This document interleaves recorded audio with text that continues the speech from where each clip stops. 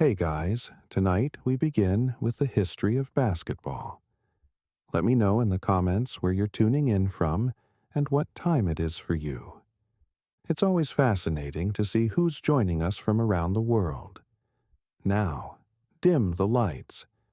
Maybe turn on a fan for that soft background hum. And let's ease into tonight's journey together. There is something about the sound of a basketball bouncing that calls to us from across time. That rhythmic percussion, like a heartbeat against hardwood, carries within it the echo of 100 years of dreams.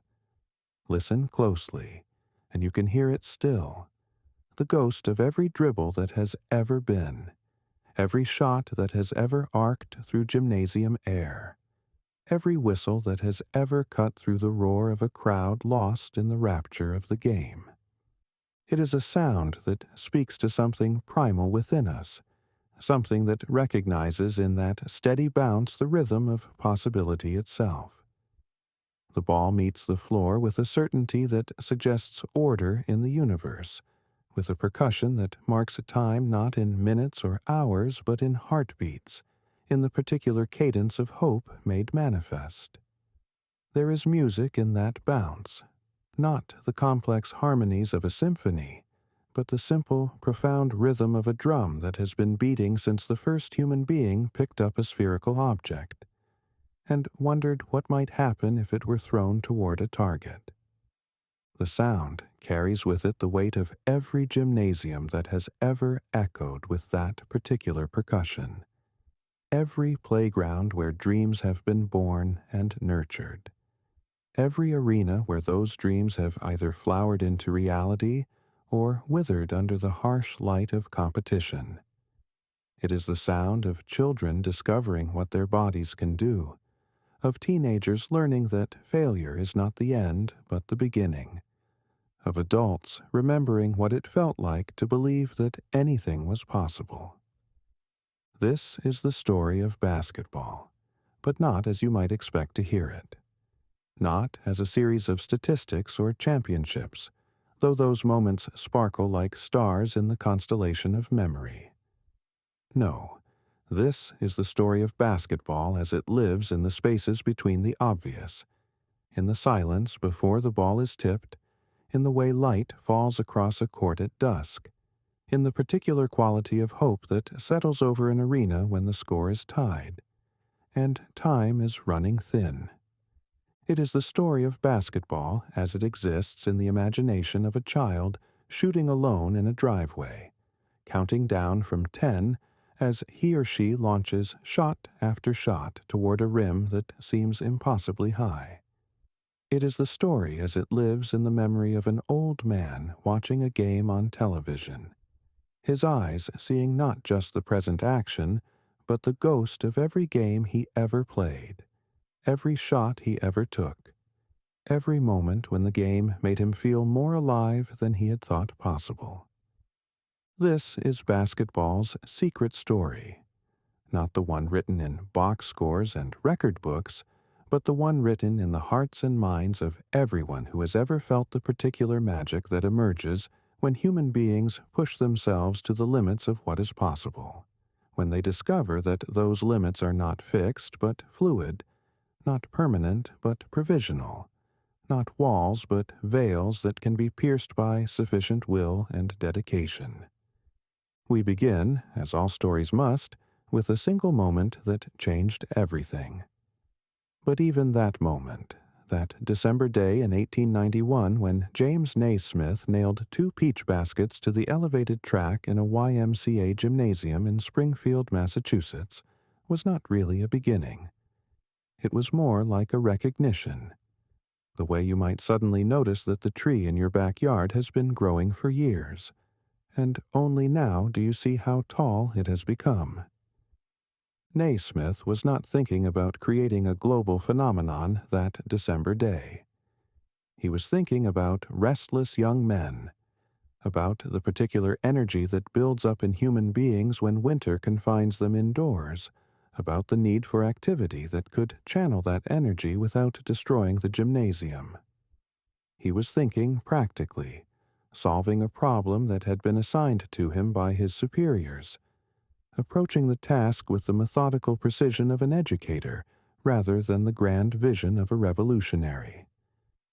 But there is something about necessity that often gives birth to beauty, something about practical problems that sometimes produce poetic solutions. The peach baskets, chosen not for their symbolic resonance but for their availability, became the first targets in a game that would eventually speak to the deepest aspirations of the human spirit.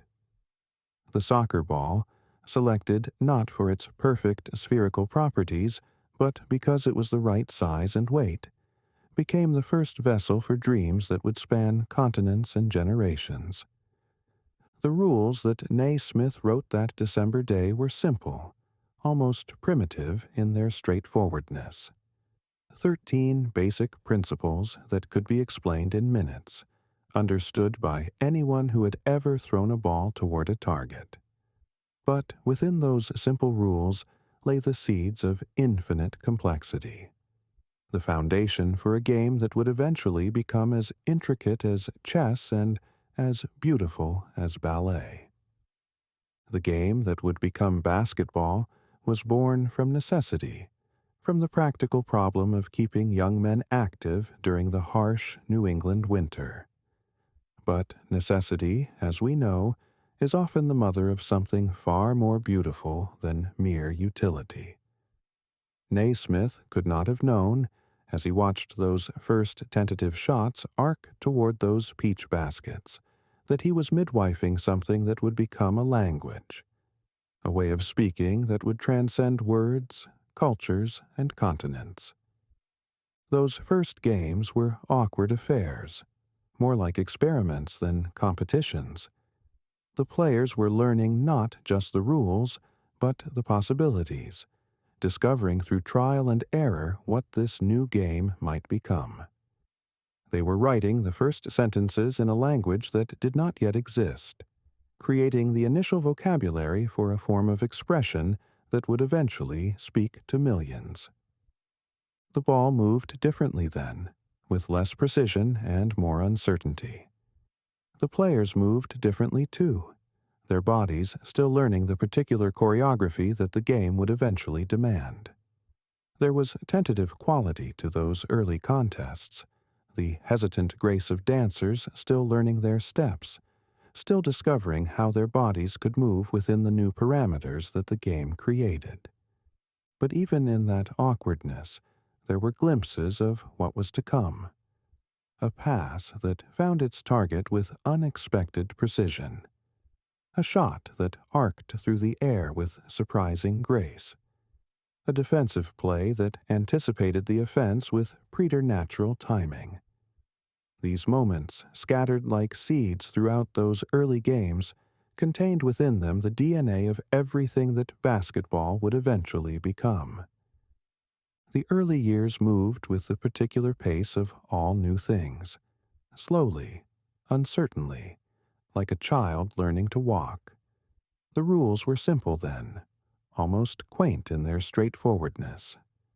9 players on each side, a ball that was more like a medicine ball than the sphere we know today, and baskets that had to be climbed to retrieve the ball after each successful shot.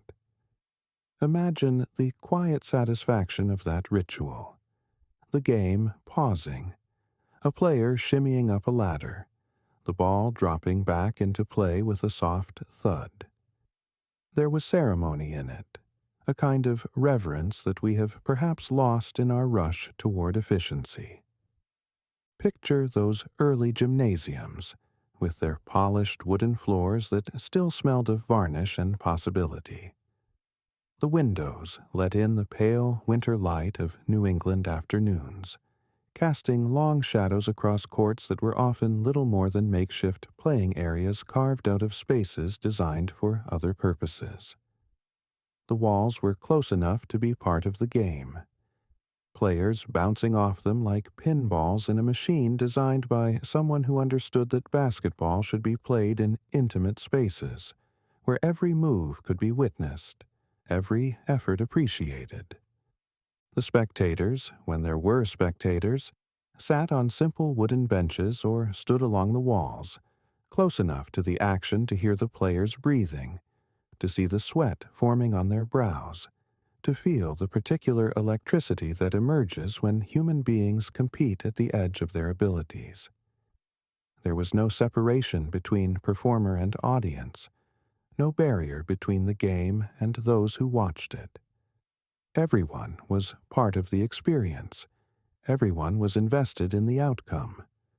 The uniforms were different then, too.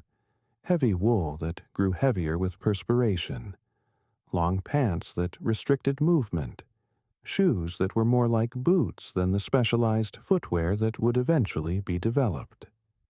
Players looked like what they were. Young men adapting equipment designed for other purposes to serve this new form of expression. There was something honest about that improvisation, something that spoke to the game's grassroots origins, its democratic accessibility to anyone willing to pick up a ball and find a target. But even in those early days, something was stirring. The game was finding its voice, and that voice was beginning to sing. By the turn of the century, basketball had spread like a gentle fire through colleges and athletic clubs, each new court a small altar to this growing faith. The YMCA, that unlikely cathedral of sport, became the vessel through which the game traveled, carried by instructors and enthusiasts who understood that they were not just teaching a sport, but nurturing something sacred. The spread of basketball was organic, viral in the way that truly transformative ideas spread. It required no marketing campaigns, no corporate sponsorship, no massive investment in infrastructure. It needed only a ball, a target, and human beings willing to discover what their bodies could do when given the right framework for expression. The game carried its own evangelism, converting new believers through the simple act of participation. Each new court created a new community, a gathering place where strangers could become teammates, where individual dreams could merge into collective aspirations. The gymnasiums and auditoriums where basketball was played became meeting grounds for democracy, spaces where worth was measured not by social status or economic position, but by skill, effort, and the willingness to subordinate individual desires to team goals. The rules evolved gradually, shaped by the accumulated wisdom of players and coaches who understood what the game wanted to become. The number of players per team was reduced from 9 to 7 to 5, creating more space for individual expression while maintaining the collective nature of the sport. The peach baskets were replaced by hoops with nets, eliminating the need for the latter and allowing the game to flow with greater continuity. The ball itself was refined, becoming lighter and more responsive to the human touch. Each change brought the game closer to its essential nature, stripping away the unnecessary while preserving the vital.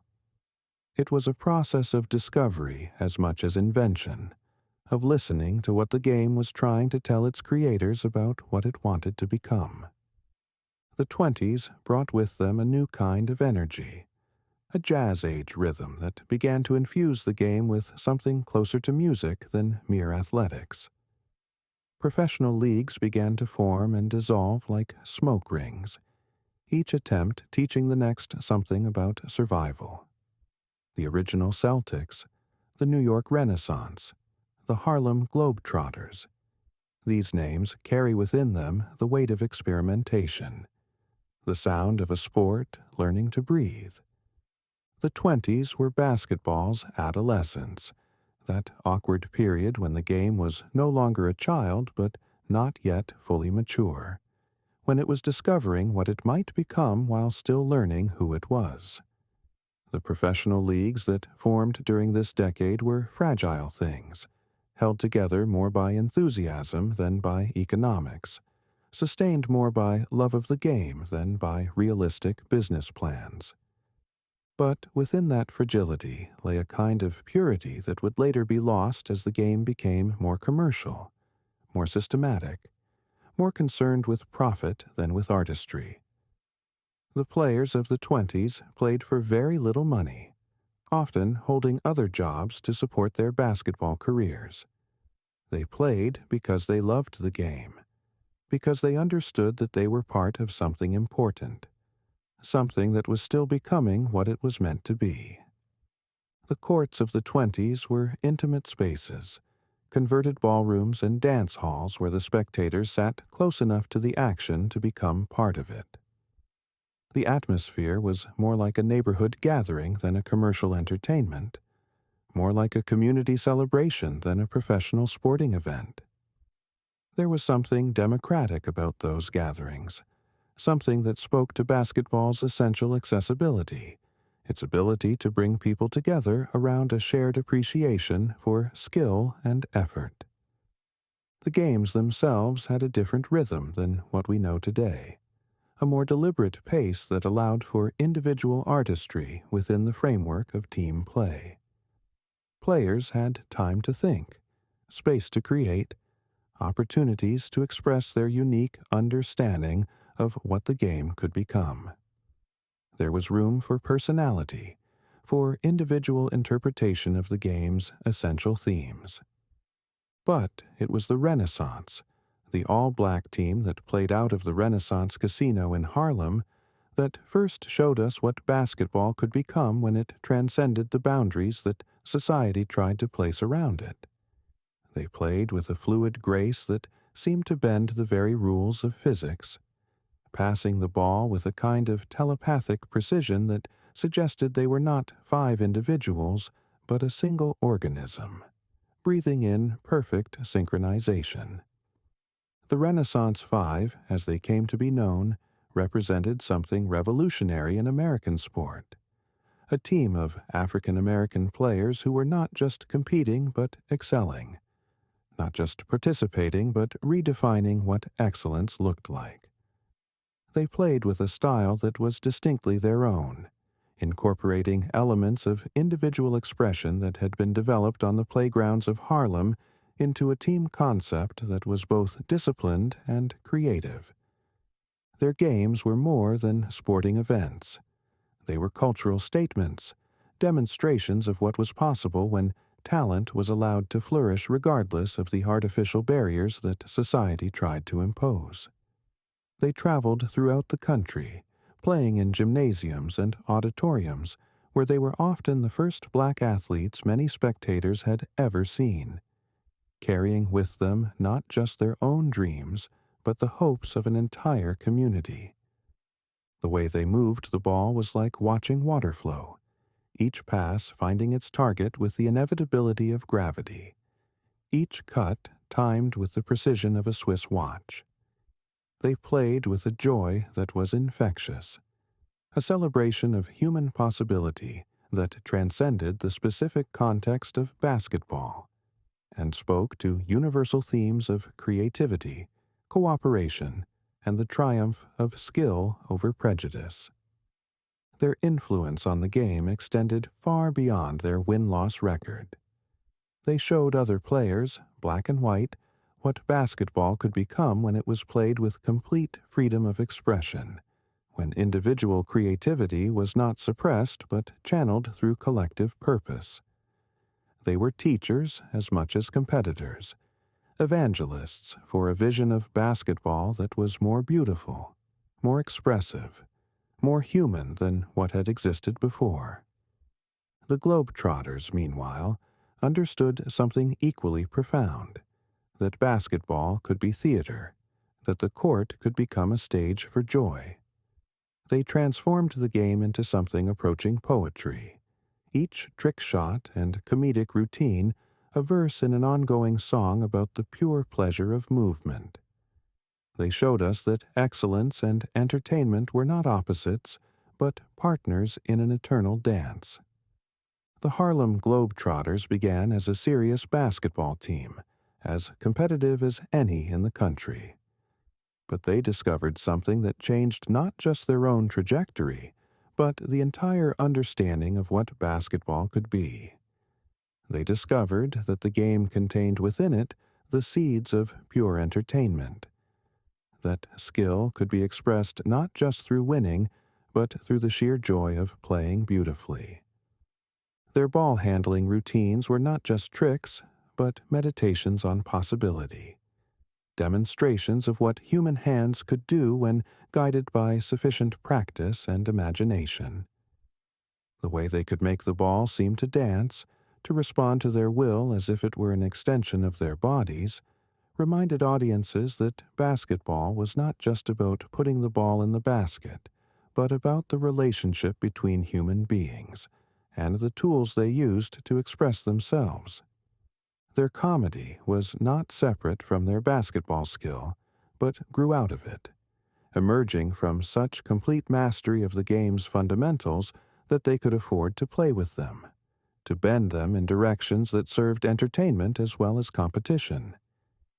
They showed us that virtuosity creates its own freedom, that complete technical mastery becomes the foundation for creative expression. The Globetrotters traveled the world, carrying basketball to places where it had never been seen, introducing millions to a game that spoke a universal language of skill, creativity, and joy. They were ambassadors not just for basketball, but for the idea that sport could be a force for bringing people together, for breaking down barriers, for creating moments of shared wonder that transcended cultural and linguistic differences. As the 30s wore on, professional basketball began to find its footing, though it was still a tentative thing, like a musician learning to trust their instrument. The National Basketball League formed in 1937, and with it came the first real sense that this game might have a future beyond the gymnasiums and auditoriums where it had been born. The games were rougher then, more like controlled violence than the ballet we know today. Players wore wool uniforms that grew heavy with sweat, and the courts were often little more than converted ballrooms or skating rinks, their surfaces treacherous with the residue of other entertainments. The 30s were marked by economic hardship, by the particular pressures that come when survival itself is uncertain. Basketball during this decade reflected those pressures. Games were played with a desperation that came from understanding that nothing was guaranteed, that every opportunity had to be seized because there might not be another one. The arenas were often makeshift affairs, gymnasium floors laid over ice rinks, ballrooms cleared of their usual decorations to make room for basketball courts. The lighting was often inadequate, casting shadows that became part of the game's strategy. The heating was unreliable, forcing players to adapt not just to their opponents, but to environmental conditions that could change throughout the course of a single game. But there was something beautiful in that improvisation, something honest about the way players and teams made do with whatever facilities were available. The game was still close to its roots, still connected to the democratic ideal that basketball could be played anywhere, by anyone, with whatever equipment was at hand. The players of the 30s were different from what we know today. Smaller, less specialized, more likely to play multiple positions depending on what the game required. They were products of an era when versatility was not just an advantage, but a necessity, when survival depended on being able to adapt to whatever circumstances arose. But there was something beautiful in that roughness, something honest about the way players crashed into each other with the full weight of their bodies, the way they emerged from pile-ups with their uniforms torn and their faces flushed with the exertion of pure effort. The game was finding its physicality, discovering the particular poetry that comes from bodies in motion, from the way a human being can seem to defy gravity for just a moment, suspended in air like a prayer given form. The physicality of 30s basketball was not brutality, but intensity made manifest, the natural result of playing a game where every possession mattered, where every point could be the difference between victory and defeat. Players played through injuries that would sideline modern athletes, not because they were tougher, but because they understood that opportunities were rare and had to be seized regardless of personal cost. The crowds that gathered to watch these games were different too, smaller, more intimate, more invested in the outcome. They were often local communities gathering to support players they knew personally, fans who understood the sacrifice required to play basketball at a high level during an era when professional sport offered little financial security. There was a purity to that relationship between players and fans, a mutual understanding that they were all part of something larger than themselves, all contributing to the growth and development of a game that was still discovering what it could become. The applause was more personal, the criticism more constructive, the entire experience more like a community gathering than a commercial entertainment. The style of play was different too, more deliberate, more strategic, less reliant on athleticism, and more dependent on intelligence and preparation. Coaches were teachers first, and strategists second, men who understood that their job was not just to win games, but to develop players, to help young men understand, not just how to play basketball, but how to live as disciplined, focused, committed human beings. The 40s brought with them both an ending and a beginning. The war scattered players across the globe, but it also taught those who remained something about the value of what they had. When the soldiers returned, they brought with them a new appreciation for the simple pleasure of a game played well, for the way sport could serve as a bridge between the horror of what they had seen and the possibility of what they might build. The war years were a time of interruption and reflection for basketball, a period when the game's development was suspended while more urgent matters claimed the attention of the world. Many of the best players were called to serve their country, leaving behind courts and uniforms for battlefields and military bases.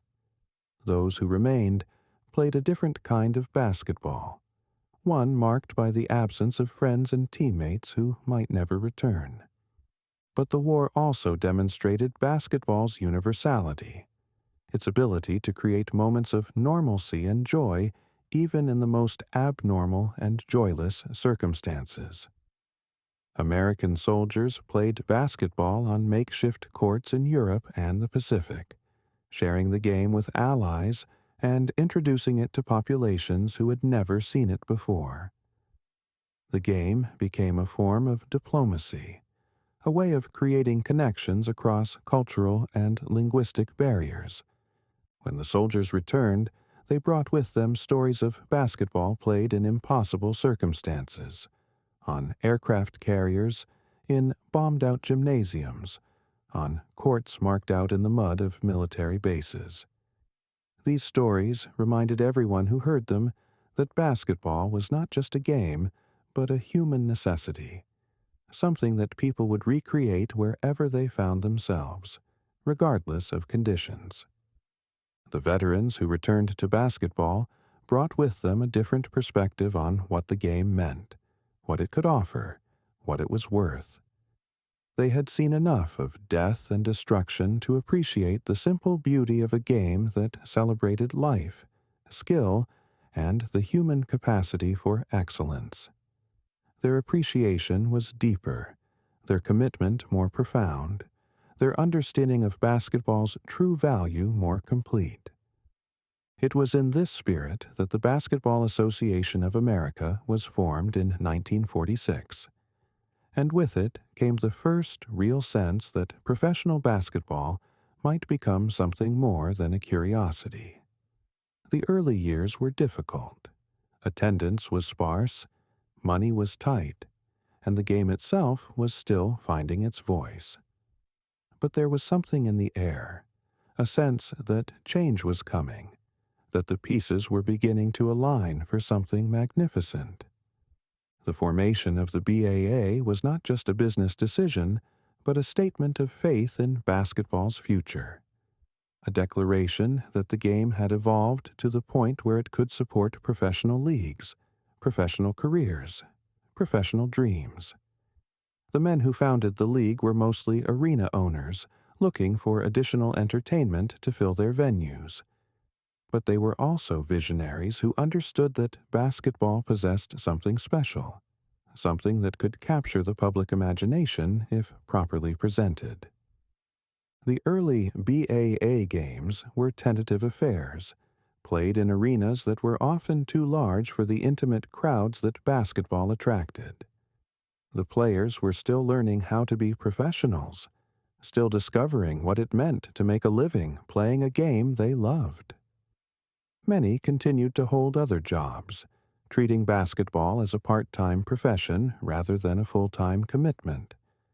But even in those uncertain early years, there were signs of what was to come.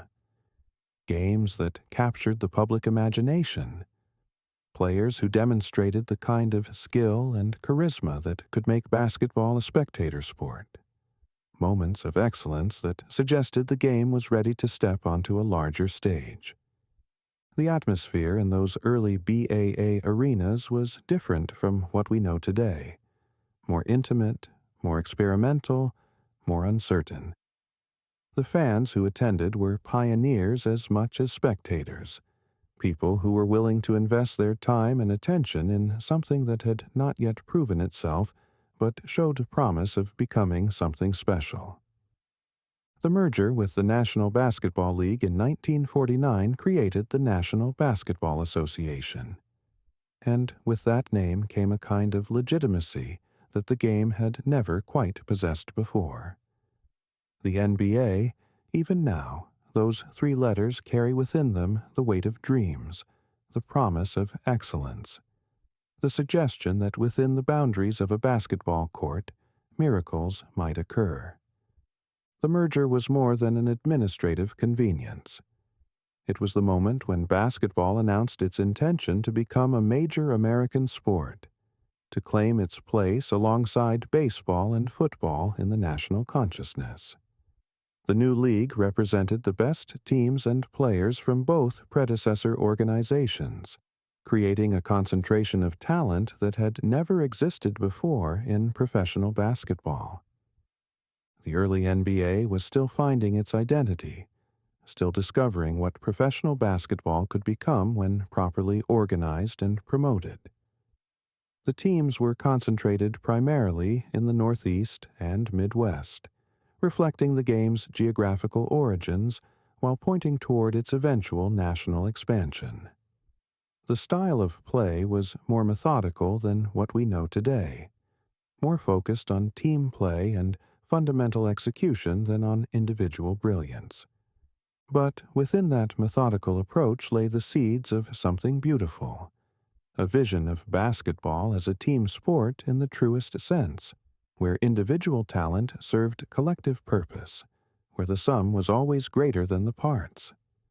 The early NBA teams were lessons in cooperation, demonstrations of what became possible when talented individuals subordinated their personal desires to team goals. The players of the early NBA were different from modern athletes, smaller in stature but perhaps larger in character, less specialized in their skills but more complete in their understanding of the game. They played multiple positions, handled multiple responsibilities, approached basketball as a craft to be mastered rather than a stepping stone to fame and fortune. But the real miracle was still to come. In 1950, the NBA made a decision that would change not just the game, but the very fabric of American sport. They broke the color barrier that had kept the league segregated, and with the arrival of players like Chuck Cooper, Earl Lloyd, and Nat Sweetwater Clifton, basketball began to discover its true soul. The integration of professional basketball was not a sudden thing. It was more like dawn breaking, gradual and then suddenly complete. These pioneering players carried with them not just their own hopes, but the collective dreams of an entire community that had been watching from the margins, waiting for their moment to step into the light. They played with the particular intensity of those who know they are not just representing themselves, but an entire people, an entire possibility. And as the 50s unfolded, that possibility began to take shape. The game began to find its rhythm, its particular music. George Mikan, the gentle giant from DePaul, showed us that basketball could be a game of finesse as well as force, that a 7-footer could move with the grace of a dancer. Bob Cousy, the magician from Holy Cross, demonstrated that the ball could be more than a tool. It could be an extension of the player's will, responding to thoughts almost before they were fully formed. The Boston Celtics, under the careful guidance of Red Auerbach, began to build something that was more than a team.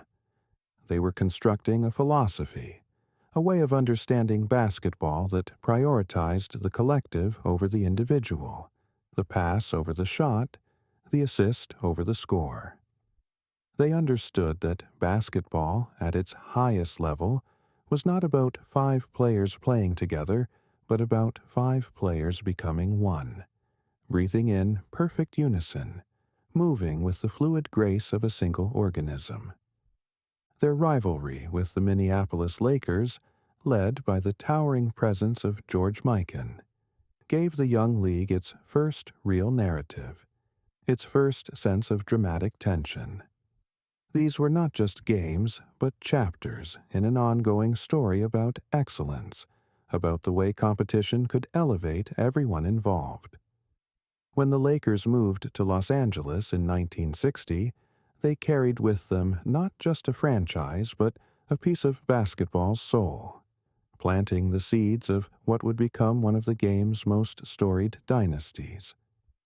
But it was the arrival of Bill Russell in 1956 that truly changed everything.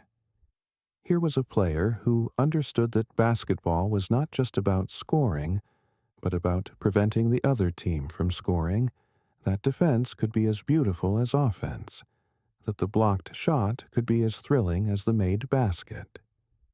Russell played with an intensity that seemed to bend the very air around him, his presence on the court transforming the entire geometry of the game. His battles with Wilt Chamberlain in the early 60s gave us perhaps the most compelling individual rivalry in the history of sport. Here were 2 giants, each representing a different philosophy of excellence. Chamberlain, the force of nature, the man who could score 100 points in a single game, who seemed to exist on a different physical plane than mere mortals. Russell, the competitor, the winner, the man who understood that basketball was ultimately about the final score, not the individual statistics. Their confrontations were more than games. They were philosophical debates played out at the highest level of athletic competition. Chamberlain's individual brilliance against Russell's collective genius, the unstoppable force meeting the immovable object. And in those battles, basketball found its voice, its particular way of speaking about excellence, about the difference between being great and being a champion. The 60s brought with them a new kind of energy, a sense that the game was finally ready to step into its full power. The league expanded, new teams joining the conversation, new voices adding their verses to the ongoing song. The Philadelphia 76ers, the Los Angeles Lakers, the San Francisco Warriors, each franchise brought with it a different perspective on how the game might be played, a different interpretation of basketball's essential music, and what music it was becoming. The game had found its rhythm, its particular swing. Players like Oscar Robertson showed us that basketball could be a complete art form, that a single player could excel in every aspect of the game with equal grace. The Big O played with a kind of mathematical precision. His triple-double season's a testament to the idea that excellence in basketball was not about specialization, but about mastery of the entire craft. Jerry West, the silhouette that would become the NBA's logo, demonstrated that basketball could be poetry in motion, that a jump shot could be as beautiful as a sonnet when executed with perfect form. He played with the particular intensity of someone who understood that each game was a canvas, each shot an opportunity to create something beautiful. His performances in the finals, even in defeat, showed us that basketball was not just about winning, but about the nobility of the effort, the grace under pressure that defines true champions. The merger with the American Basketball Association in 1976 brought with it a new kind of energy, a street-smart swagger that transformed the game's very DNA. The ABA had been basketball's rebellious younger brother, playing with a red, white, and blue ball, encouraging individual expression, celebrating the kind of playground creativity that the more conservative NBA had often discouraged. Players like Julius Erving, who came to the NBA from the ABA, brought with them a new vocabulary of movement, a different way of thinking about what was possible within the boundaries of a basketball court. Dr. J, as he came to be known, moved with a kind of aerial grace that seemed to redefine the very concept of human flight. His dunks were not just athletic achievements, but works of art, each one a small masterpiece of timing, power, and imagination. The late 70s and early 80s saw basketball begin to find its place in the broader cultural conversation. The game was becoming more than sport. It was becoming a way of life, a kind of urban poetry that spoke to the particular rhythms of American city life. Players like Kareem Abdul-Jabbar, with his unstoppable skyhook and his thoughtful approach to the game, showed us that basketball could be both physically dominant and intellectually sophisticated. But it was the arrival of Magic Johnson and Larry Bird in 1979 that truly transformed basketball into the cultural phenomenon we know today. Here were two players who seemed to embody different aspects of the American dream, different ways of understanding excellence. Magic, the charismatic point guard from Los Angeles, who played with a joy that was infectious, who seemed to understand that basketball was as much about entertainment as it was about competition. Bird, the fierce competitor from small-town Indiana, who played with a kind of determined intensity that spoke to the particular values of hard work and dedication. Their rivalry, played out on the biggest stages in the sport, gave basketball its first real crossover appeal. These were not just great players, but compelling personalities, each representing a different vision of what it meant to be excellent. When the Lakers and Celtics met in the finals, it was not just a basketball game, but a cultural event, a moment when the entire country seemed to pause and pay attention to the particular poetry of the game.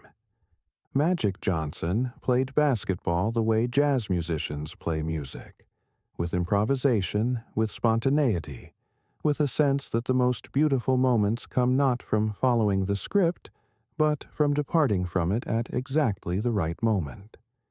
His passes were not just functional, but artistic, each one a small surprise that delighted both teammates and spectators.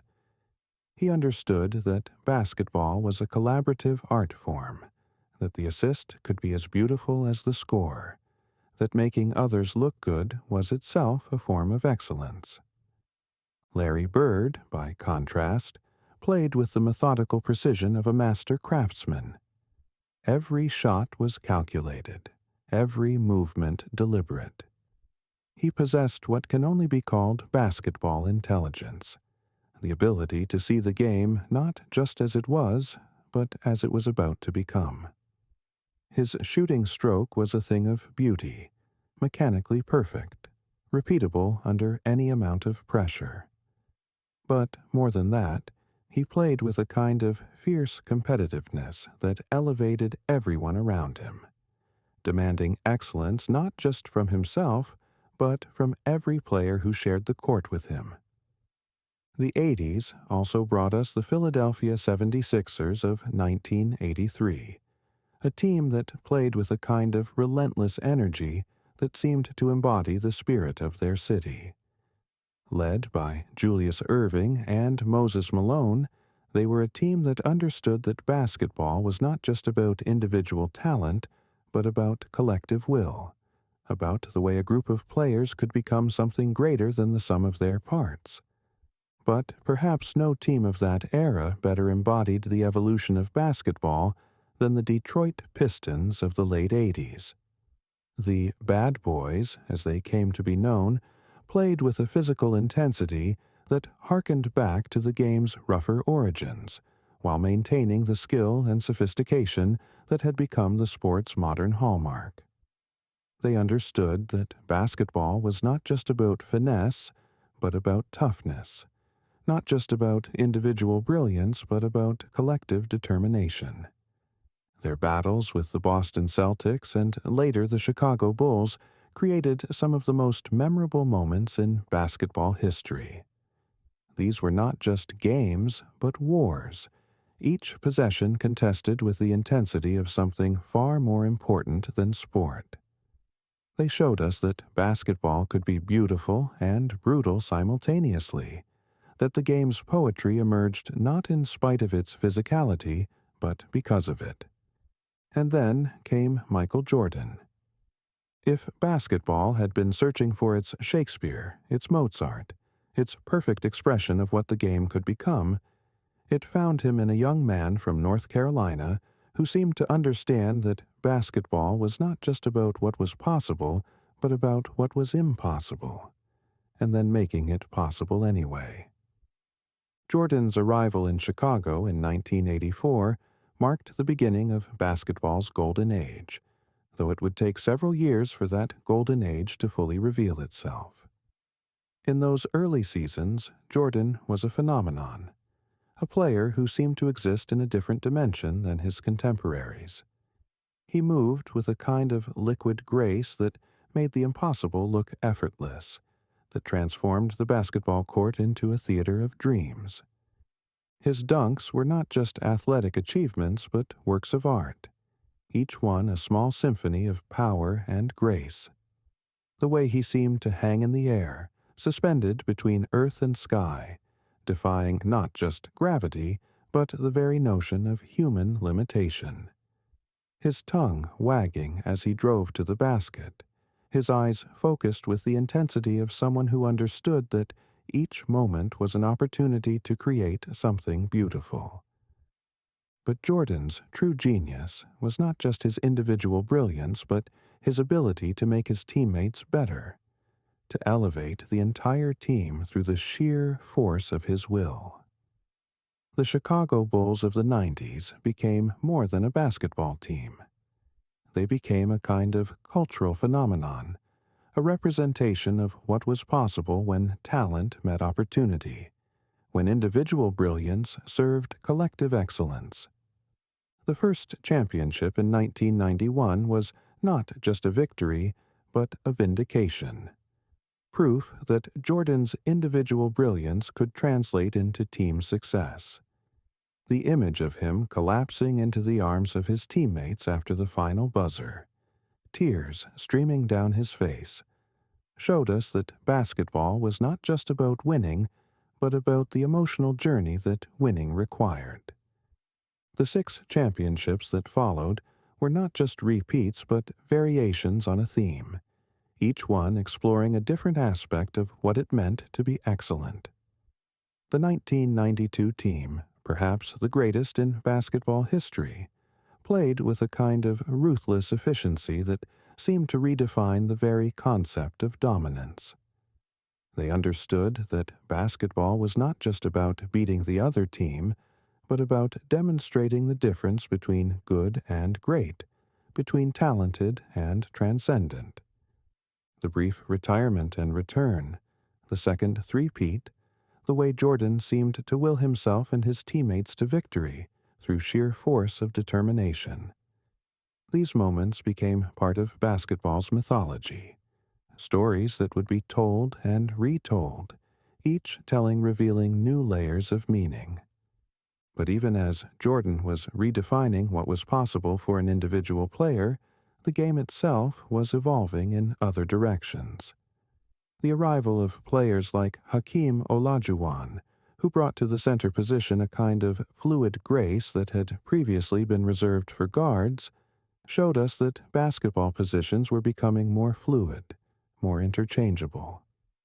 Olajuwon's Dream Shake was not just a basketball move, but a work of art, a demonstration of how deception and timing could create space where none seemed to exist. He played with the particular intelligence of someone who understood that basketball was as much about what you didn't do as what you did, that sometimes the most beautiful moments came not from action, but from the threat of action.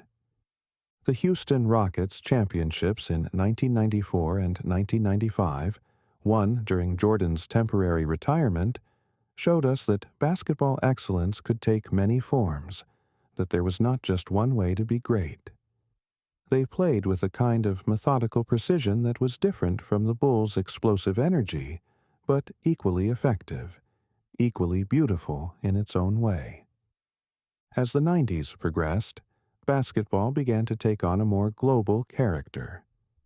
International players like Arvydas Sabonis, who brought to the NBA a different style of play, a different understanding of the game's possibilities, showed us that basketball was becoming a universal language, spoken with different accents but understood everywhere.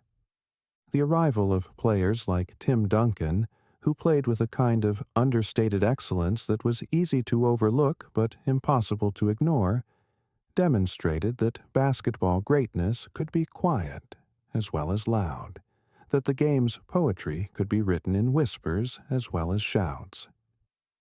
Duncan's Spurs teams of the late 90s and early 2000s played with a kind of collective intelligence that seemed to embody the game's highest ideals, showing us that basketball was not just about individual talent, but about how that talent could be channeled through a system, through a shared understanding of what excellence looked like.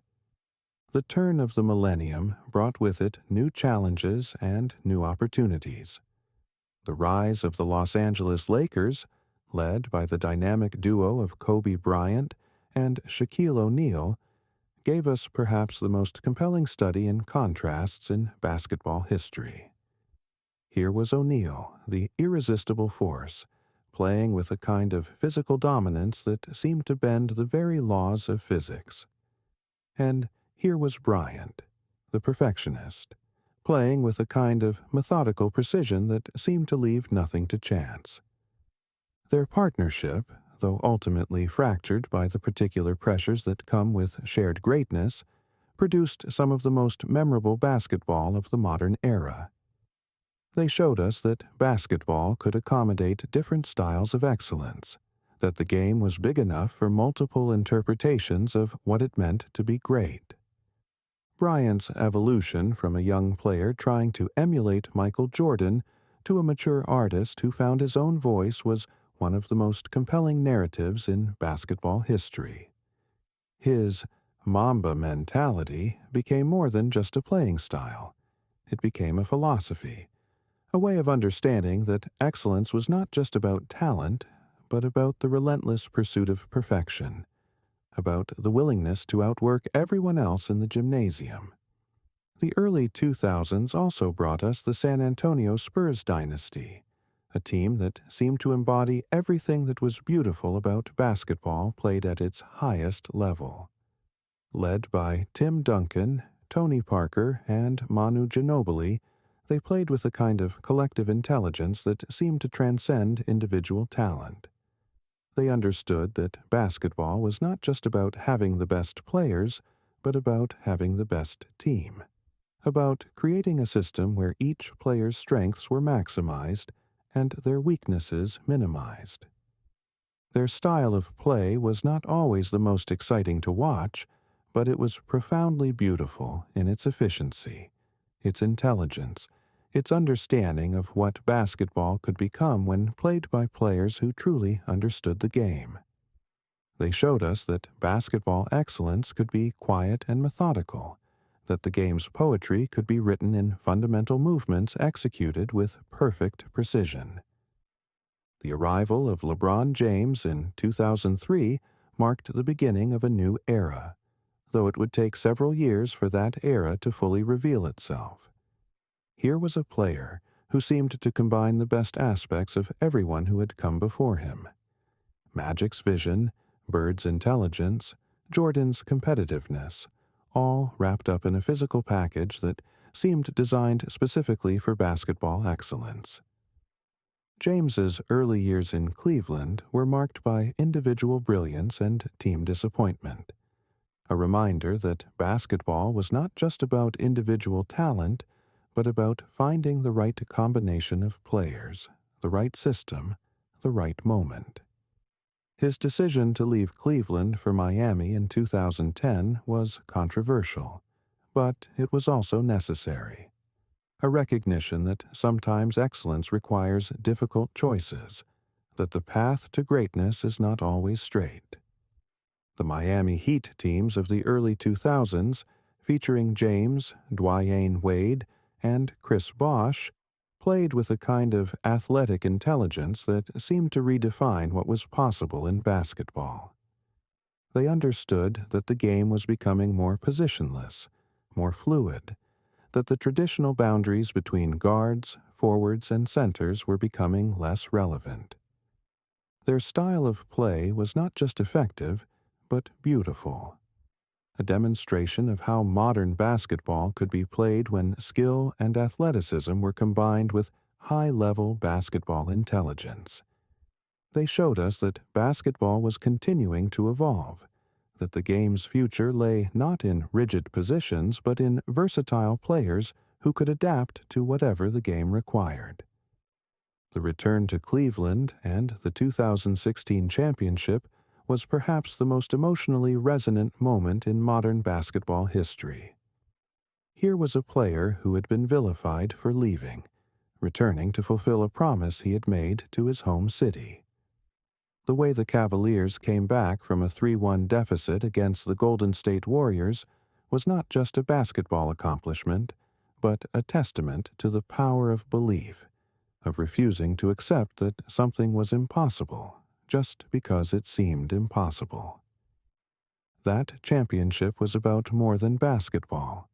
It was about home, about loyalty, about the way sport can serve as a vehicle for redemption.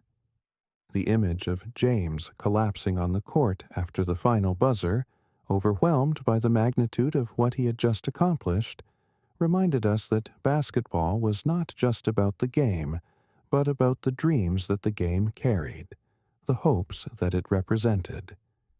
The Golden State Warriors' rise to prominence in the mid-2000s teens brought with it a new understanding of what basketball could become.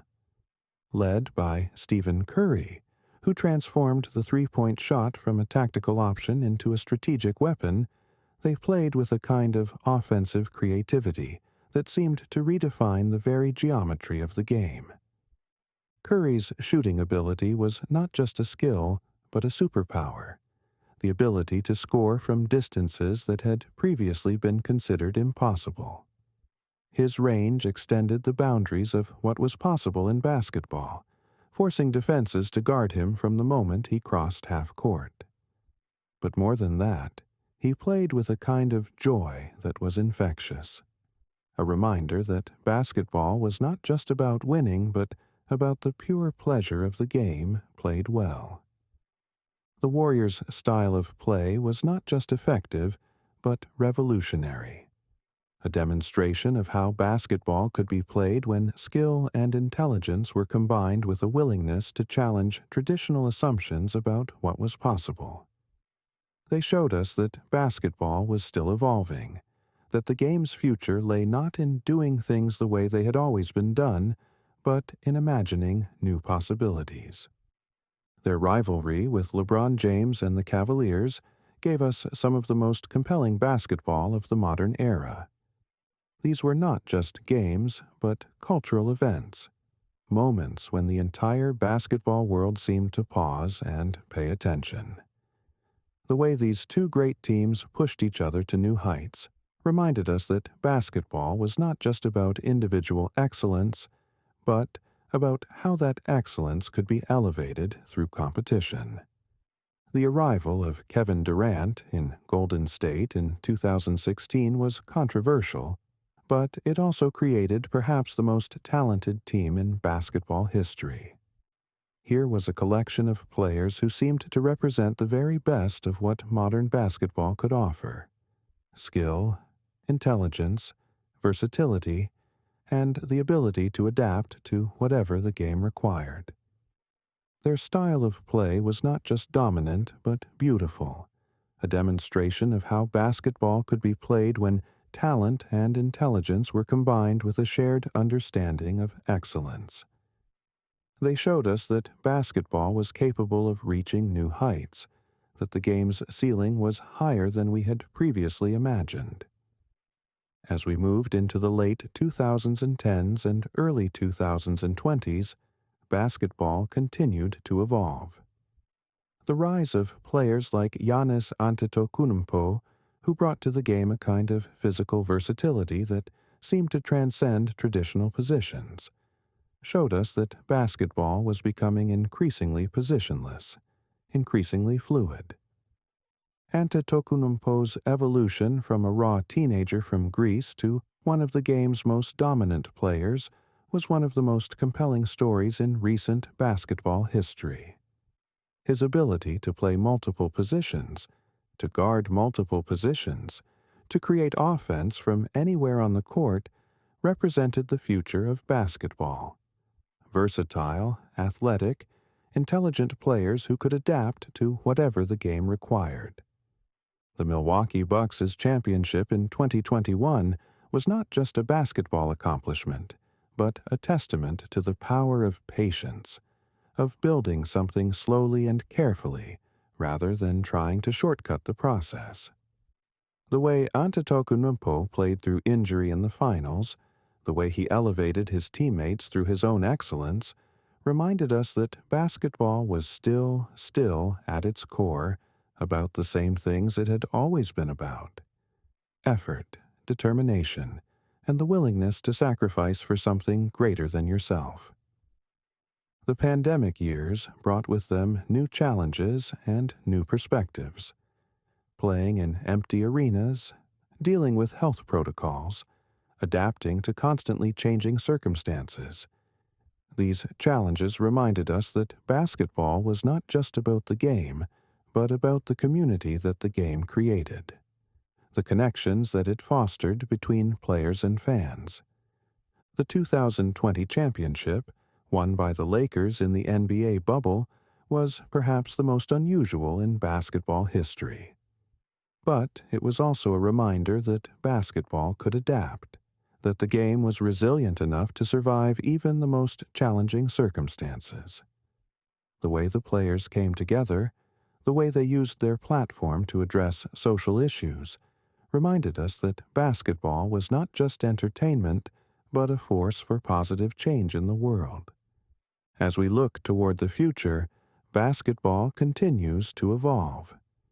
The rise of players like Luka Doncic, who brings to the game a kind of European flair that combines traditional basketball skills with modern versatility, shows us that basketball is truly becoming a global game, enriched by different perspectives and different styles of play. The emphasis on analytics, on understanding the game through data as well as intuition, has brought new sophistication to basketball strategy. but the game's essential beauty remains unchanged. It is still about the perfect pass, the clutch shot, the defensive stop that changes everything.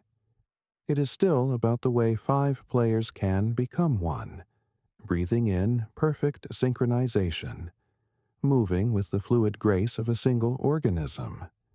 The three-point revolution has changed the game's geometry, but not its soul. The emphasis on versatility has blurred traditional positions, but the game's essential requirements remain the same: skill, intelligence, effort, and the ability to perform under pressure. The speed of the game has increased, but the moments of transcendence still come in those suspended seconds when time seems to slow down, when a player seems to hang in the air forever, when the impossible becomes possible. Basketball today is faster, more skilled, more strategic than it has ever been. But it is also, in its essential nature, the same game that James Naismith invented in that Massachusetts gymnasium more than a century ago. It is still about putting the ball in the basket, still about preventing the other team from putting the ball in their basket. It is still about the particular poetry that emerges when human beings push themselves to the limits of what is possible. The current generation of players, from established stars like LeBron James, who continues to defy father time, to emerging talents like Jason Tatum, Zion Williamson, and Jay Morant, represents the game's continued evolution. Each brings something different to the conversation. Each adds their own verse to the ongoing song that basketball has become. James's longevity has been perhaps the most remarkable story of the modern era. To watch him play at the highest level well into his late 30s, to see him continue to find new ways to impact the game, reminds us that basketball excellence is not just about physical ability, but about intelligence, about the ability to adapt and evolve as the game changes around you. The young players coming into the league now bring with them a different understanding of what basketball can be.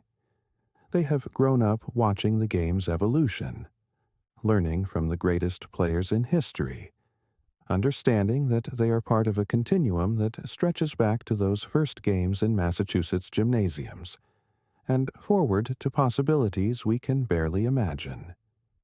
The game's global reach continues to expand. Players from Europe, Africa, Asia, and Australia bring different perspectives, different styles of play, different understandings of what basketball can become. The game is being enriched by this diversity, becoming more complex and more beautiful with each new voice that joins the conversation. The NBA's social consciousness has also evolved, with players using their platforms to address issues of social justice, inequality, and human rights. This reminds us that basketball is not just entertainment, but a cultural force, a way of bringing people together around shared values and shared dreams. As we look to the future, certain trends seem clear. The game will continue to become more positionless, more fluid, with players who can do multiple things at a high level. The three-point shot will continue to be a central part of offensive strategy, but teams will also find new ways to create advantages, new ways to exploit defensive weaknesses. The pace of the game will likely continue to increase, but the moments of transcendence will remain the same. Those suspended seconds when a player seems to defy the laws of physics, when the impossible becomes possible, when the game reveals its essential poetry. Technology will continue to change how we understand and analyze basketball, but the game's essential beauty will remain unchanged. It will still be about the perfect pass, the clutch shot, the defensive stop that changes everything. It will still be about the way five players can become one, moving with the fluid grace of a single organism. The arenas will continue to evolve, becoming more sophisticated, more technologically advanced. But the game will still be played on a court 94 feet long and 50 feet wide, with baskets 10 feet high and a ball that must be dribbled to be advanced. The essential parameters of the game will remain the same, even as everything around them changes. What will not change is the game's ability to create moments of transcendence, to transform ordinary human beings into something approaching the divine. The way a player can seem to hang in the air forever, suspended between earth and sky, defying not just gravity, but the very notion of human limitation. The way a perfect pass can thread through impossibly tight spaces, finding its target with the precision of a guided missile. The way a defensive stop can change the entire momentum of a game can transform defeat into victory in the space of a single possession. The game has given us moments that transcend sport, that becomes part of our collective memory, part of the stories we tell ourselves about what it means to be human. Michael Jordan, suspended in mid-air, tongue wagging, defying gravity itself. Magic Johnson, threading a no-look pass through impossible spaces, his face lit up with the pure joy of the game.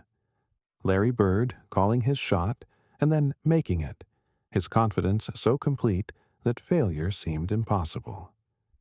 These moments live on because they speak to something deeper than entertainment, something that touches the very core of what it means to dream, to strive, to push against the boundaries of what seems possible.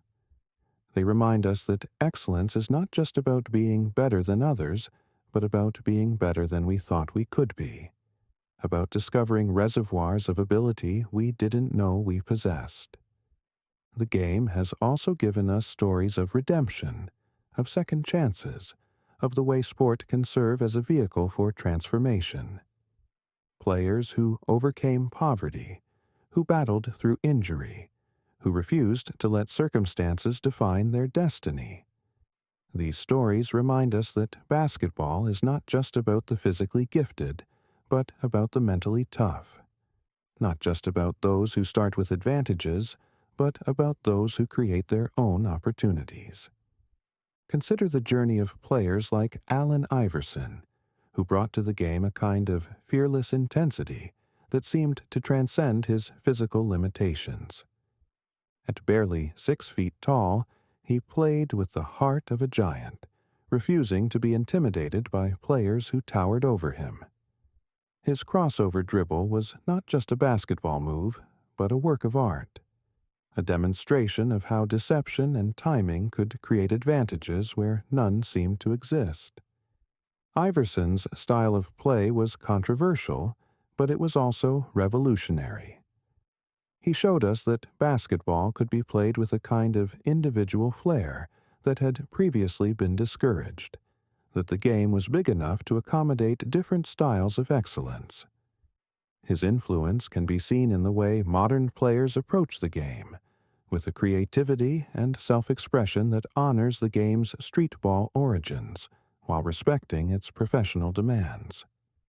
The game has given us dynasties that defined entire eras, teams that seemed to embody the very best of what basketball could become. The Bill Russell Celtics, who won 11 championships in 13 seasons, showing us that basketball was ultimately about winning, about the way individual talent could be channeled through a collective system. The Magic Johnson Lakers, who brought Showtime to the NBA, demonstrating that basketball could be both competitive and entertaining, both serious and joyful. The Michael Jordan Bulls, who redefined what dominance looked like, who showed us that basketball could be played at a level that seemed almost supernatural. The Tim Duncan Spurs, who proved that excellence could be quiet and methodical, that the game's poetry could be written in fundamental movements executed with perfect precision. Each of these dynasties contributed something unique to basketball's ongoing conversation about excellence, about what it means to be great, about the different ways that success can be achieved. They remind us that there is no single path to basketball greatness, that the game is big enough to accommodate different philosophies, different styles, different interpretations of what it means to be the best. The game has given us individual performances that seem to exist outside the normal boundaries of human achievement. Wilt Chamberlain's 100-point game, a single performance that seemed to redefine what was possible for an individual player. Kobe Bryant's 81-point performance, a modern echo of Chamberlain's feat that reminded us that basketball was still capable of producing moments of individual transcendence. These performances live on not just because of their statistical significance, but because of what they represent. The way human beings can sometimes tap into something beyond their normal capabilities, can access a level of performance that seems to transcend the ordinary limitations of flesh and bone. They remind us that basketball is not just about what is likely, but about what is possible. Not just about what we expect, but about what we dare to imagine. The game has given us moments of high drama that seem scripted by the gods themselves. Game-winning shots made with no time remaining. Impossible comebacks achieved against insurmountable odds. Performances that seem to bend the very laws of probability. These moments remind us that basketball is not just about strategy and skill, but about the mysterious factors that can never be fully quantified. Heart, will, the ability to perform when everything is on the line. The clutch gene, as it has come to be known, represents something that transcends mere athletic ability. It is the capacity to not just maintain performance under pressure, but to actually improve it, to find another gear when the game hangs in the balance. Players like Robert Horry, who earned the nickname Big Shot Rob for his ability to make crucial shots in the biggest moments, remind us that basketball greatness is not just about regular season statistics, but about the ability to perform when it matters most. The game has given us rivalries that transcended sport, that became cultural phenomena, that divided families and unified communities. Celtics versus Lakers, a rivalry that seemed to embody different philosophies of basketball excellence. East Coast grit versus West Coast glamour. Blue-collar determination versus Hollywood showmanship. These rivalries elevated everyone involved, pushing players and teams to heights they might not have reached without the particular motivation that comes from facing a worthy opponent. The personal rivalries have been equally compelling. Magic versus Bird, Jordan versus everyone, LeBron versus the expectations that came with being the chosen one. These individual battles have given us some of basketball's most memorable moments, reminding us that competition brings out the best in great players, that the presence of a worthy opponent can elevate performance to levels that seem almost supernatural. The game has given us innovations that have changed not just how basketball is played, but how we think about sport itself. The shot clock, introduced in 1954, transformed basketball from a game that could be slowed to a crawl into the fast-paced spectacle we know today. The three-point line, adopted by the NBA in 1979, added a new strategic dimension to the game, creating new possibilities for offense and defense.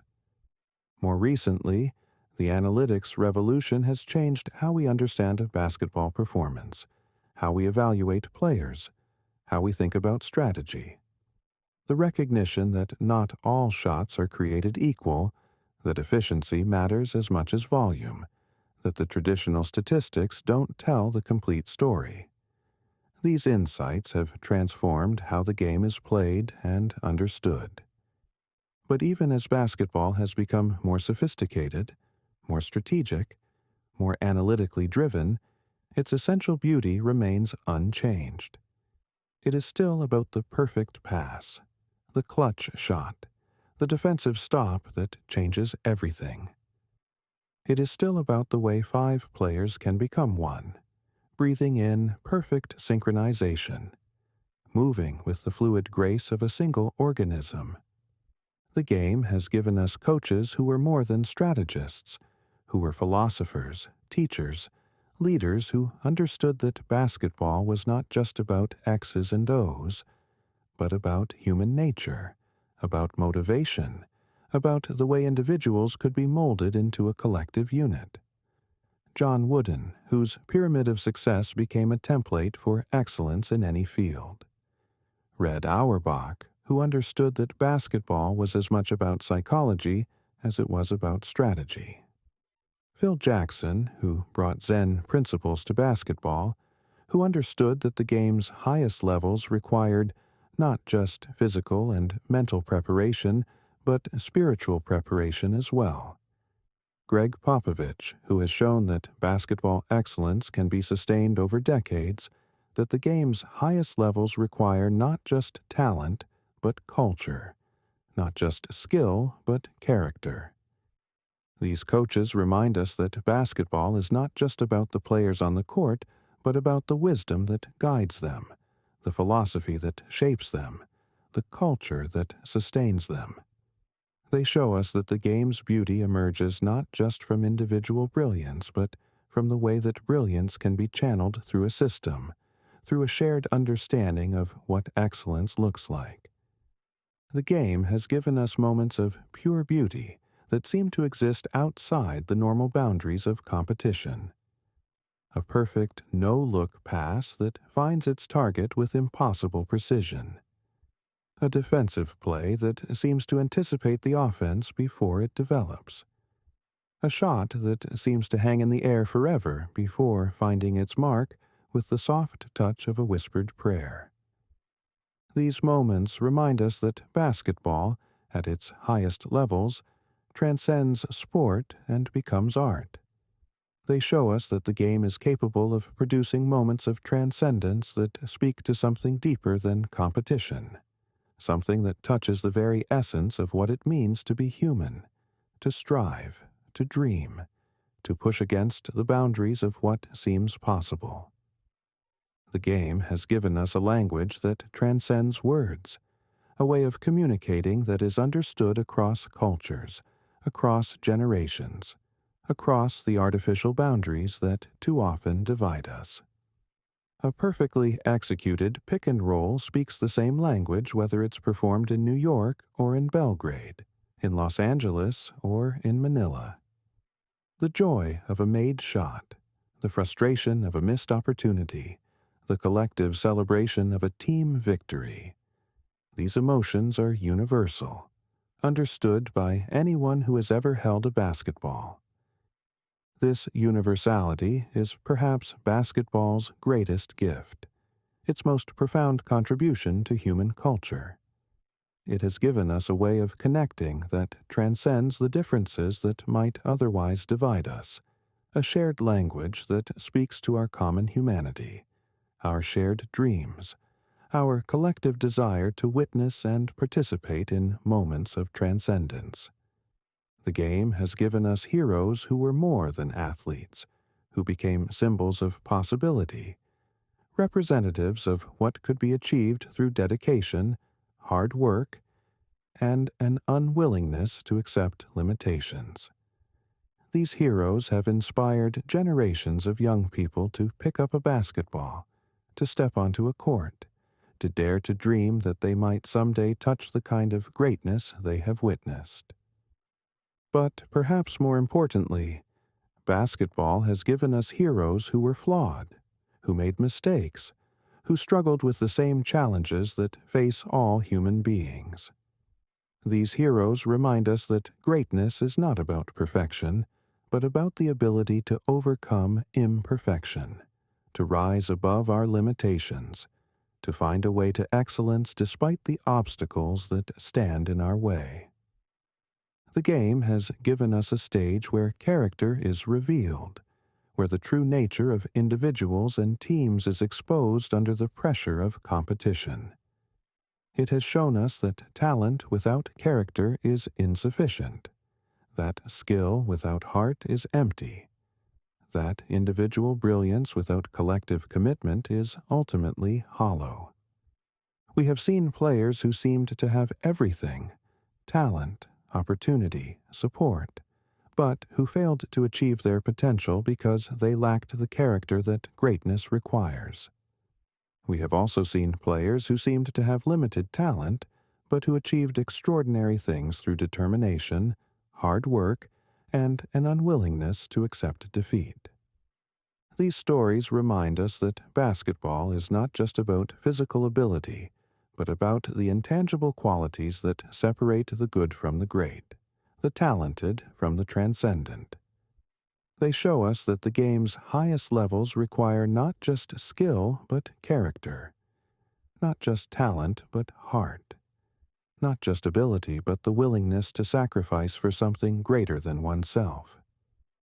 The game has given us a mirror that reflects not just our athletic abilities, but our deepest selves, our truest nature, our fundamental character. On the basketball court, there is nowhere to hide. Every decision is visible. Every mistake is exposed. Every moment of greatness is witnessed. The game demands honesty, requires authenticity, rewards those who are willing to be vulnerable in pursuit of excellence. This transparency is both basketball's greatest challenge and its greatest gift. It creates pressure that can be overwhelming, but it also creates opportunities for growth, for self-discovery, for the kind of character development that can only come from facing our limitations and finding ways to transcend them. The game has given us a laboratory for human potential, a place where the boundaries of what is possible are constantly being tested and redefined. Each generation of players seems to reach new heights, to discover new possibilities, to show us that the ceiling of human achievement is higher than we previously imagined. We have seen players who seemed to redefine what was possible for their position: point guards who played like centers, centers who played like point guards, forwards who could do everything. We have seen teams that seemed to transcend the normal limitations of basketball strategy, that found new ways to create advantages, new ways to exploit weaknesses, new ways to win. These innovations remind us that basketball is not a static game, but a living, breathing entity that continues to evolve, to surprise us, to reveal new layers of beauty and complexity. They show us that the game's future is not predetermined, but will be shaped by the imagination and creativity of those who dare to see beyond the boundaries of what has been done before. The game has given us a connection to something larger than ourselves, a way of participating in a collective experience that transcends individual identity. When we watch a basketball game, we become part of something bigger, a community of fans united by their love of the game, their appreciation of excellence, their shared desire to witness moments of transcendence. This collective experience is one of basketball's most powerful gifts. It reminds us that we are not alone, that we are part of a larger human family that shares common dreams, common aspirations, common desires to witness and participate in moments of beauty and excellence. The game has given us rituals and traditions that connect us to the past while pointing toward the future. The pre-game warm-up, the national anthem, the opening tip. These rituals create a sense of continuity, a connection to all the games that have come before, and all the games that will come after. The retired jerseys hanging in the rafters, the championship banners, the Hall of Fame ceremonies. These traditions remind us that basketball is not just about the present moment, but about the accumulated history of excellence, the ongoing conversation between past and future, the way each generation of players builds upon the foundation laid by those who came before. The game has given us a way of understanding time that is different from our normal experience. Basketball time is measured not just in minutes and seconds, but in possessions, in moments, in the particular rhythm that emerges when skilled players compete at the highest level. The game can seem to slow down in crucial moments, allowing us to savor the beauty of a perfect play, or it can seem to accelerate beyond normal comprehension, leaving us breathless with the pace of events. This manipulation of time is one of basketball's most magical qualities. It reminds us that our experience of time is not fixed but fluid, that moments of transcendence can seem to last forever, while hours of ordinary experience can pass in what feels like seconds. The game has given us a vocabulary for excellence that extends beyond basketball itself. Terms like clutch, teamwork, fundamentals, and championship mentality have entered our everyday language, becoming ways of talking about excellence in any field. Basketball has given us metaphors for success that help us understand and communicate about achievement in all areas of life. This linguistic contribution is perhaps underappreciated, but profoundly important. Basketball has enriched our language, has given us new ways of talking about effort, dedication, teamwork, and excellence. It has provided us with a shared vocabulary that helps us communicate about the qualities that matter most in human achievement. The game has given us a classroom where life's most important lessons are taught not through lectures, but through experience. Basketball teaches us about failure and how to recover from it, about success and how to handle it with grace, about the importance of preparation, about the value of persistence, about the power of collective effort. These lessons are not abstract but concrete, learned through the lived experience of competition, through the immediate feedback that the game provides, through the way basketball rewards effort and punishes carelessness. The game teaches us that excellence is not an accident but a choice, not a destination but a journey, not a moment but a way of life. The game has given us a bridge between different communities, different cultures, different ways of understanding the world. Basketball courts can be found in the most unlikely places, in remote villages, in urban neighborhoods, in suburban driveways, in international arenas. Wherever there is a court, there is a common language, a shared understanding, a way of connecting that transcends the differences that might otherwise divide us. This bridging function is one of basketball's most valuable contributions to human culture. It has given us a way of connecting across racial, cultural, and economic lines, a shared experience that reminds us of our common humanity, our shared dreams, our collective desire to witness and participate in moments of excellence. The game has given us a source of hope in times of despair, a reminder that comebacks are possible, that the game is not over until it's over, that the impossible can become possible if we refuse to give up.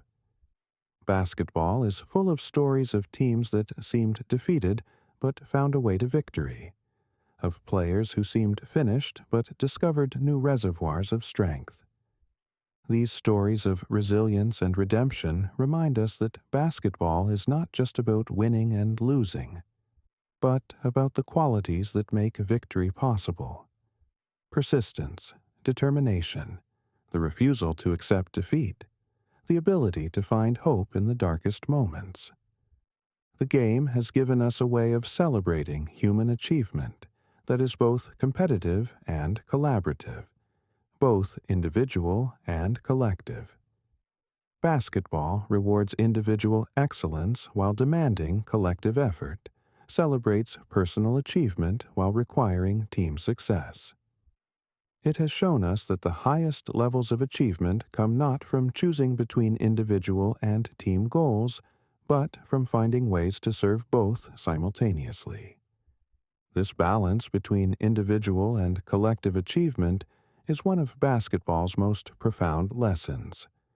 It reminds us that we are not just individuals pursuing our own goals, but members of communities, part of something larger than ourselves, responsible not just for our own success, but for the success of those around us. The game has given us a stage where the impossible becomes possible, where human beings push against the boundaries of what seems achievable, where the normal limitations of physics and probability seem to bend to the will of those who refuse to accept defeat. Basketball is full of moments that seem to defy explanation, that can only be understood as manifestations of the mysterious factors that separate the good from the great. These moments of transcendence remind us that basketball is not just about strategy and skill, but about the intangible qualities that can never be fully quantified: heart, will, the ability to perform when everything is on the line. They show us that the game's highest levels require not just physical and mental preparation, but something approaching spiritual preparation as well. The game has given us a way of understanding excellence that is both demanding and forgiving, both rigorous and compassionate. Basketball requires the highest levels of effort and preparation, but it also allows for redemption, for second chances, for the possibility that yesterday's failure can become tomorrow's triumph. This understanding of excellence is perhaps basketball's greatest gift to human culture. It reminds us that greatness is not about perfection, but about the pursuit of perfection, not about never failing, but about how we respond to failure, not about being the best, but about being our best. And so the game continues, as it always has, as it always will. Each season brings new stories, new heroes, new moments of transcendence. Each game offers the possibility of witnessing something we have never seen before, of watching human beings push the boundaries of what we thought was possible. The ball bounces with the same rhythm it has always had, carrying within it the echo of every game that has ever been played, every dream that has ever been chased, every moment of transcendence that has ever been achieved.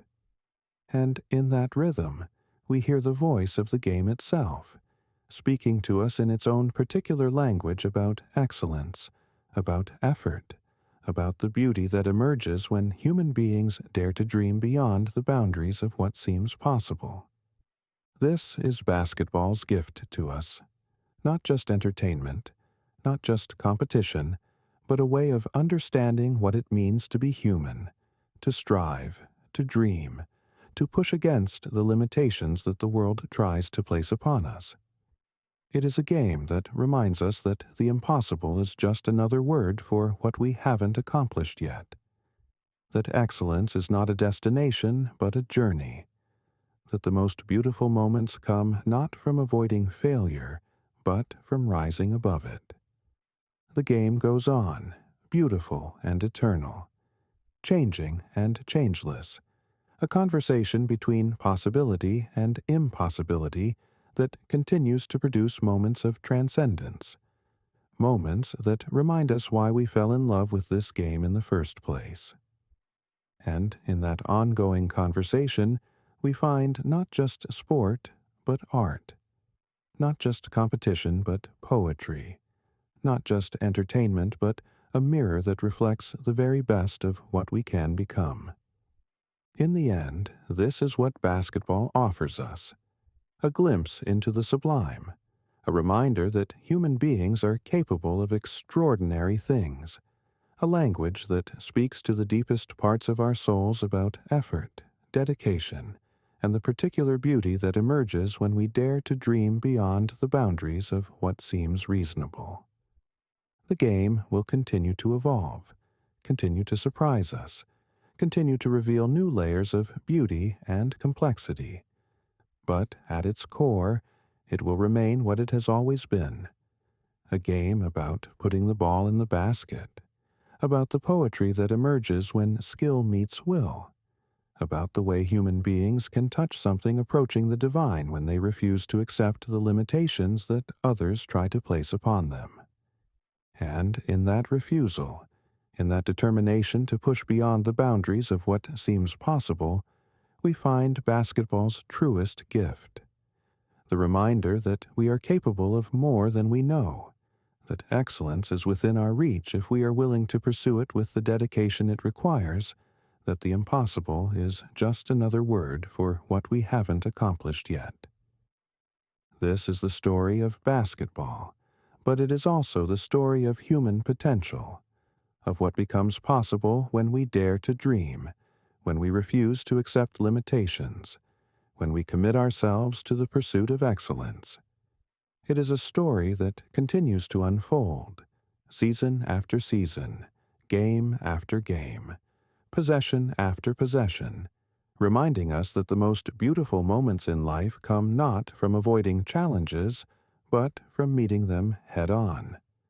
Not from playing it safe, but from daring to reach for something greater than ourselves. The ball continues to bounce, the game continues to evolve, the story continues to unfold. And in that continuation we find hope. Hope that tomorrow's game might be even more beautiful than today's, that the next generation of players might push the boundaries even further, that the conversation between possibility and impossibility might continue to produce moments of transcendence that remind us why we love this game, why we need this game, why this game will continue to speak to us in its own particular language about the very best of what it means to be human.